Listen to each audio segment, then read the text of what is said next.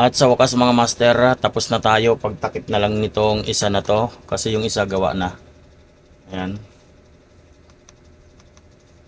So ito, tatakpan na lang mga master. At ito yung kanyang takip. Ayan. So bali dalawang ganitong box. Ang kinailangan lang natin yung ano niya. Yung ganito lang niya. Yung takip niya ay hindi na kailangan kasi pinagdubli lang natin mga master. Ayan, dito yan itatakip mga master yan. Diyan.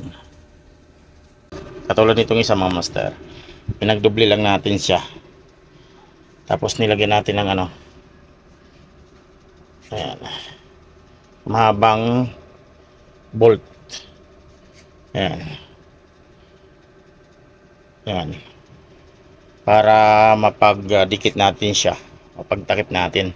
Tapos dito yung kanyang input ng positive at negative. Ganun din dito mga master. Ayan. 110.5 VH bawat isa nito mga master. Bali dalawa to 24 volts mga master. Ayan. Siyempre meron siyang voltmeter para tinginan ng percent or voltage ng battery.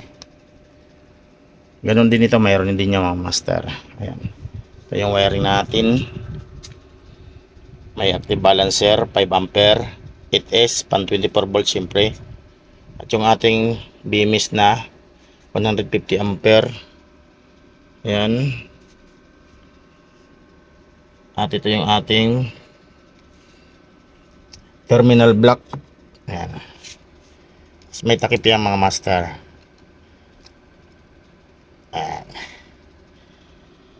So update ko kayo mga master pagka ito natakpan na lahat at i-deliver na natin yan.